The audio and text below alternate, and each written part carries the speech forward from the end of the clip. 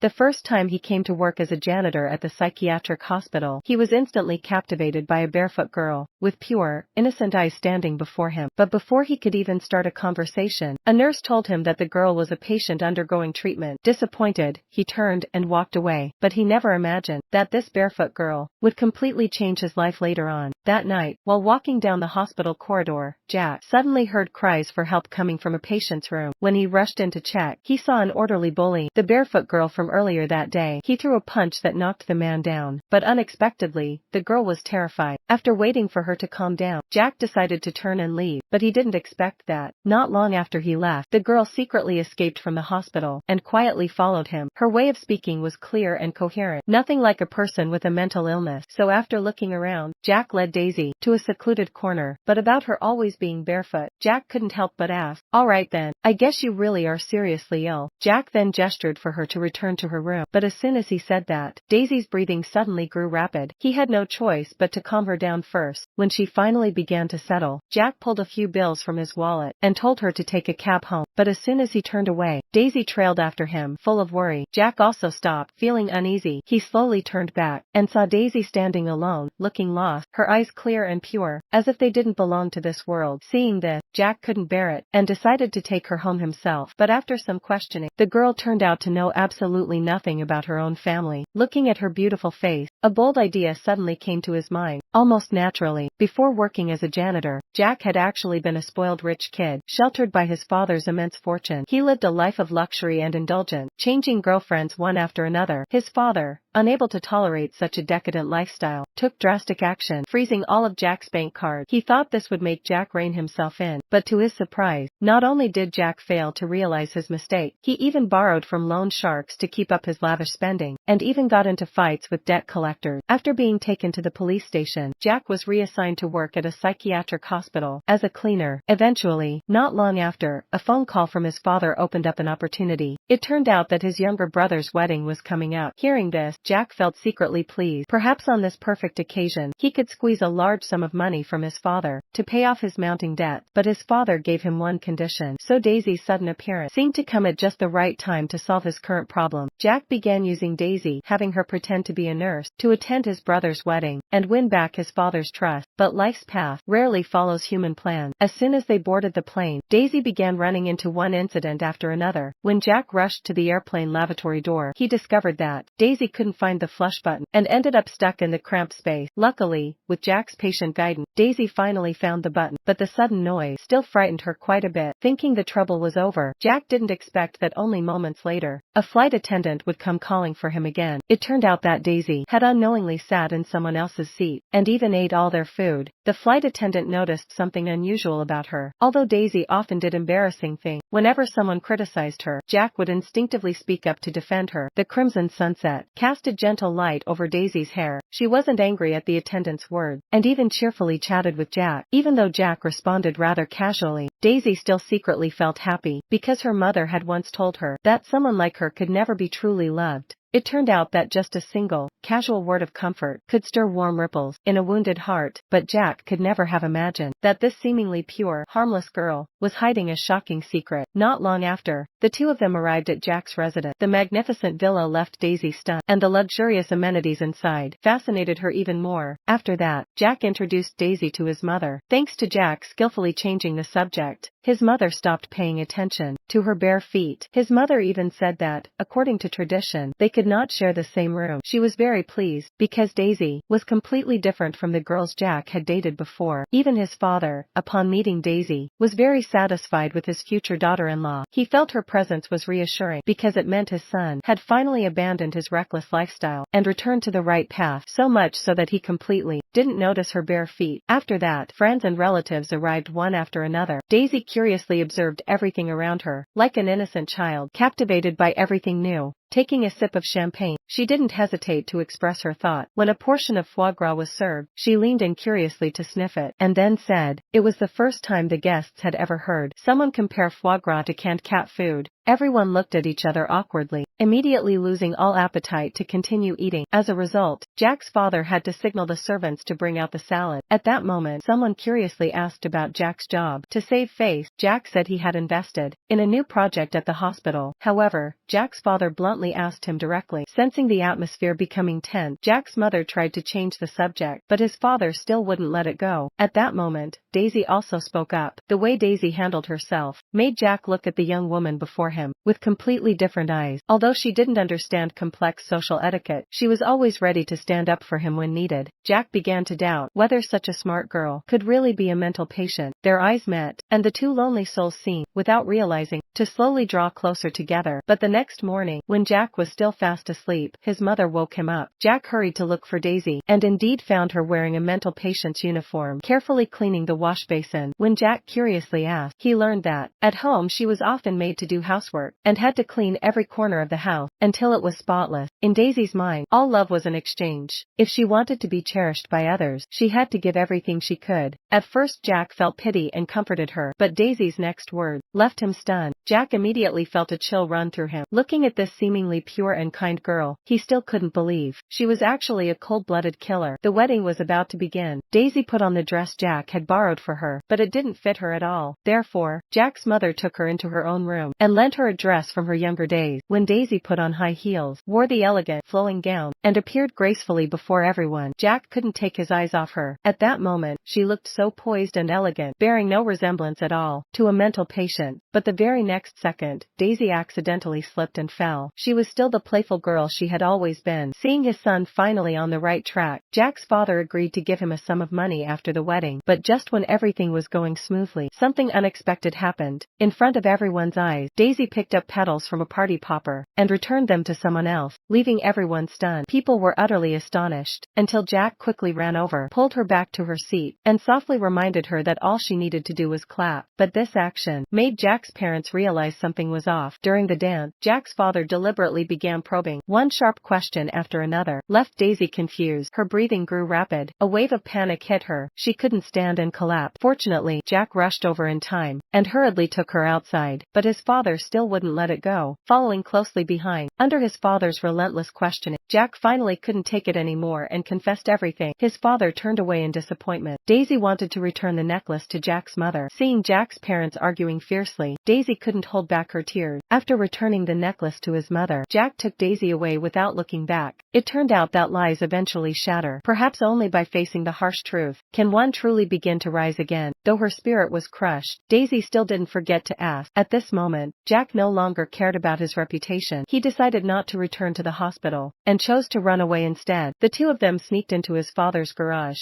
and quietly took the old RV. And so, they drove off, beginning their escape on the road. Along the way, Daisy was enchanted by the scenery, with Jack by her side. To her, this wasn't running away, but rather a dreamy romantic trip. But Jack felt uneasy and burdened. To free himself from this weight, he took Daisy to the bus station, and handed her some cash, then told her he was going to make a phone call. Daisy immediately had a bad feeling. Watching Jack's back as he walked away, she felt uneasy, but still chose to trust his word, and sat waiting for him to return. Minutes and seconds passed by, yet there was still no sign of Jack. She knew she had been abandoned, but still held on to a fragile hope that maybe the next moment Jack would return, and take her away from this unfamiliar place. But she waited from morning till night, until a station staff member asked why she was still sitting there. Daisy searched through her bag, but couldn't find her shoes. It turned out her only pair of shoes had been left behind in Jack's car. When Jack saw those canvas shoes, he suddenly felt uneasy and guilty, as if he had lost something important. Back at the bus station, Daisy finally accepted that she'd been abandoned. Tears welled up at the corners of her eyes. She slowly walked to the service counter, and, holding back sobs, asked the staff for help. But she had no home to return to, and just as she was feeling lost, Jack suddenly appeared behind her. In the days that followed, the two of them were like a couple on their honeymoon. They held hands and strolled together as the sun set. Jack would give her some money so she could shop freely at the supermarket. Even though Daisy constantly caused trouble along the way, Jack never truly blamed her, so they drove the vehicle, cruising down the wide open road, until night fell. That's when Jack pulled the car over. Daisy began telling him about her past. Since the day she was born, her mother had always locked her inside the house, never allowing her to go to school or step outside. The only way Daisy learned about the world was through the TV at home. Jack gradually realized that maybe the one with the real problem wasn't Daisy, but the mother who imprisoned her. In that moment, Jack began to understand the reason behind her strange and hard to explain behavior. The next morning, morning, their runaway journey continued, but things seemed to have changed. A bit of sweetness had emerged between them. He watched her play with affection and joined her on the slide, something she had never done before. They snacked together and rode the Ferris wheel together, as if in this part, she had regained her lost childhood. This was the happiest day of Daisy's life, and when people are happy, they often shed tears. Daisy grew up with Jack's companionship, and Jack, through Daisy, found the purest and most beautiful part of himself again. But just as the two were immersed in their happy time together, a crisis quietly approached. The story of a janitor abducting a mentally ill girl stirred public outrage. The police began chasing them, but real life was nothing like the movies. There was no speed and passion. Jack crashed through more than a few barricades, while Daisy sat in the back seat, constantly giving live commentary. In Daisy's eyes, this was nothing more than an exciting chase. She even waved cheerfully at the police. Luckily, when they reached a turn, Jack stepped on the gas, leaving the police car far behind. That night, they parked by the roadside to rest, but Jack had barely fallen asleep when Daisy hurriedly woke him up. By then, the police had quietly approached the back of the vehicle. Jack immediately hid inside the closet, while Daisy calmly opened the door and told the officers that her boyfriend, upon seeing them, had run into the forest. But the police didn't believe her and told Daisy to get out of the vehicle and ride with them to look for Jack. Fortunately, they didn't open the closet. In the end, the police believed Daisy and went into the forest to search for Jack. Daisy then quickly ran to the police car, pulled out the keys, and threw them into the grass. When Jack learned what Daisy had done, he couldn't help but praise her cleverness. Was this really something a mentally ill girl could do? They continued their journey under the morning light, even though they didn't know when fate would bring this trip to an end. As long as they were still together, they could walk side by side, and happiness and joy would still surround them. That night, they came across some travelers having a campfire by the roadside and joined them for an outdoor party. The moment was so peaceful and beautiful. Gradually, Daisy became more and more dependent on Jack, because he was the first person who made her feel protected. And Jack, when he was with Daisy, also began to change quietly. He no longer seemed like the reckless, selfish man he used to be, but because of his debts and probation status, bringing a runaway mentally ill girl with him made Jack unsure how long he could stay by her side. One day, he might be taken away by the police, so he wanted Daisy to learn how to drive. But Daisy became worried. Then, right at that moment, Jack's phone suddenly rang. It was the director of the psychiatric hospital calling. He wanted Jack to bring Daisy back immediately, or else he would face serious charges. Reluctantly, Jack agreed to take her back, but Daisy happened to overhear this. In that moment, fear surged over her like a tidal wave. She was afraid she would be locked up in the hospital with no freedom at all, and even more afraid she would be separated from Jack forever. In a panic, Daisy ran outside, and, using the method Jack had just taught her, started the RV. Tears streamed down her face like a flood as she saw Jack desperately running alongside. Her emotions completely collapsed since it was her first time driving, and she was emotionally out of control. The vehicle kept circling in the yard until it crashed into the container in front. Only then did the vehicle stop. Fortunately, the speed wasn't too fast, so she wasn't hurt. After that, they went to a restaurant. From there, Jack came to understand her better. It turned out Daisy was never the one with mental problems. Because she hadn't been able to save her mother, she blamed herself for her death. Due to a lack of life skills, her behavior and walking barefoot were seen by others as abnormal. In reality, she had never harmed anyone. After that, Jack told her he had never intended to take her back to the hospital, because by this point, he had developed feelings for Daisy. But just then, a police car quietly pulled up at the entrance. Yet both of them pretended not to notice. They only wanted to hold on to this last moment, to be together. Right before the police came closer, Jack gave her a gentle and deep kiss. Perhaps this was the only kiss in his life born purely of love. As a tear rolled down the corner of Daisy's eye, the police were already standing before them. Jack was charged with kidnapping a mentally ill girl, while Daisy would be taken back to the hospital. In that moment before parting, they gazed deeply into each other's eyes, as if speaking a silent language, to express all their longing and unwillingness to part. And so, Jack was taken to prison. To save her son, Jack's mother hoped her husband could help, but Jack's father seemed unwilling. Finally, the mother couldn't hold back and said, "In a home, you may stumble 1,000 times, but in the palms of your parents, there will always be a parachute for the 1,001st time." At last, when Jack turned around, the figures of his parents were right before him. From that moment on, all resentment between father and son dissolved. After being released from prison, Jack received a $1 million